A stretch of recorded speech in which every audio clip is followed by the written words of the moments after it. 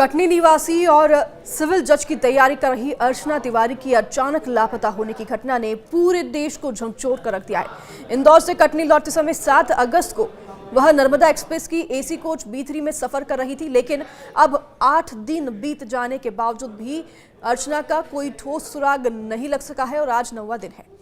परिवार, पुलिस और प्रशासन की तमाम कोशिशों के बावजूद यह मामला रहस्य बना हुआ है कि आखिरकार अर्चना गई तो गई कहां। अर्चना तिवारी इंदौर में रहकर सिविल जज की तैयारी कर रही थी।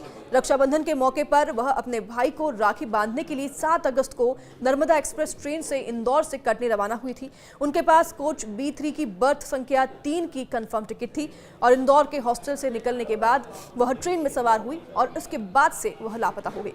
रात 10:16 पर अर्चना ने अपनी चाची से आखिरी बार बात की और बताया कि वह भोपाल के पास है। यह उसकी आखिरी लोकेशन मानी जा रही है। उसके बाद अर्चना का मोबाइल बंद हो गया और अभी तक कोई भी संपर्क उनके मोबाइल पर नहीं हो पाया है। अर्चना के परिजन 8 अगस्त की सुबह कटनी साउथ स्टेशन पर उन्हें लेने पहुंचे, लेकिन वह वहां भी नहीं पहुंची। जब परिवार को शक हुआ तो उन्होंने तुरंत अपने रिश्तेदारों को सूचना दी। अर्चना के मामा उमरिया स्टेशन पर पहुंचे और कोच B3 में उनकी तलाश भी की, लेकिन वहां केवल अर्चना का बैग मिला, जिसमें राखी, रुमाल और बच्चों के लिए कुछ गिफ्ट रखे हुए थे। इसके बाद जब GRP ने जांच शुरू की तो ये पता चला कि अर्चना का मोबाइल आखिरी बार नर्मदा ब्रिज यानी कि नर्मदापुरम जिले में मिला है, उसके आसपास एक्टिव मिला है।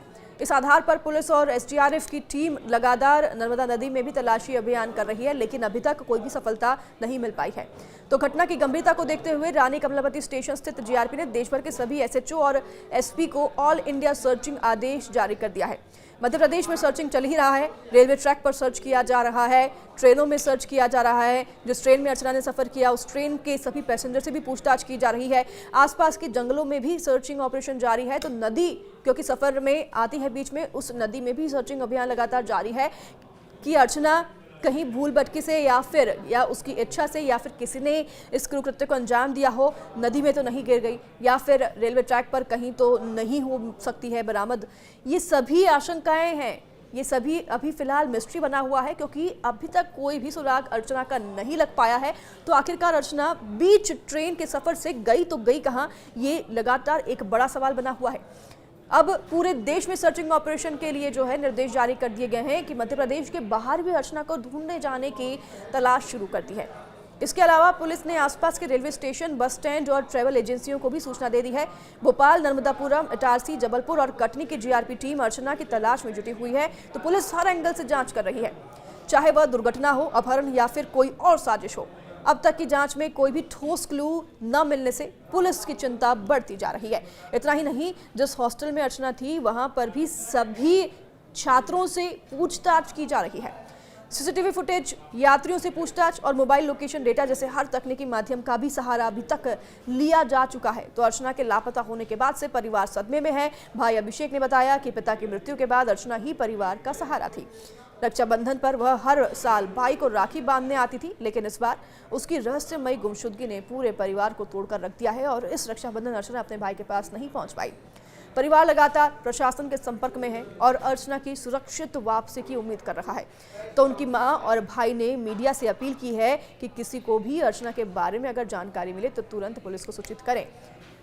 और कटनी जिले में इस घटना से जन आक्रोश भी उभरने लगा है। अब स्थानीय नेताओं और सामाजिक संगठनों ने अर्चना को जल्द से जल्द ढूंढने की मांग की है। तो कटनी यूथ कांग्रेस के जिलाध्यक्ष दिव्यांशु मिश्रा उर्फ अंशु ने घोषणा की है कि जो कोई भी अर्चना तिवारी की जानकारी देगा उसे 51,000 रुपए का नकद इनाम दिया जाएगा। उन्होंने ये तक कह दिया कि यह मामला बेहद संवेदनशील है और पूरी जनता को मिलकर अर्चना की सुरक्षा के लिए प्रयास करना चाहिए। तो अर्चना तिवारी के इस रहस्यमय गुमशुदगी ने रेलवे की सुरक्षा व्यवस्था और महिला यात्रियों की सुरक्षा पर गंभीर सवाल खड़े कर दिए हैं। एक सुरक्षित माने जाने वाले एसी कोच से इस तरह से किसी युवती का लापता हो जाना आम बात नहीं है। उस जगह हम हो सकते थे, उस जगह आप हो सकते थे। तो वहीं यात्रियों और नागरिकों में यह चिंता भी उभर रही है कि यदि इतनी सुरक्षा के बीच भी यह घटना घट सकती है तो आम यात्रियों की सुरक्षा की क्या गारंटी है। अर्चना तिवारी की गुमशुदगी अब सिर्फ एक व्यक्तिगत मामला नहीं रह गया, यह सामाजिक और प्रशासनिक सतर्कता की परीक्षा बन चुका है। इस केस में कानून व्यवस्था, रेलवे सुरक्षा और आपातकालीन प्रतिक्रिया व्यवस्था की भी कमजोरियों को उजागर कर दिया है। अभी तक की जानकारी के आधार पर यह कहना मुश्किल है कि अर्चना दुर्घटना का शिकार हुई। अपहरण हुआ या किसी अन्य कारण से गायब हुई। लेकिन एक बात तो साफ है कि इस मामले को हल करना अब बेहद जरूरी हो चुका है। परिजन, प्रशासन, मीडिया और आम जनता सभी को मिलकर प्रयास करने होंगे ताकि अर्शना जल्द से जल्द अपने घर सुरक्षित लौट सके। अगर किसी के पास कोई भी जानकारी हो तो वह तुरंत नजदीकी पुलिस स्टेशन या फिर जीआरपी से संपर्क करें।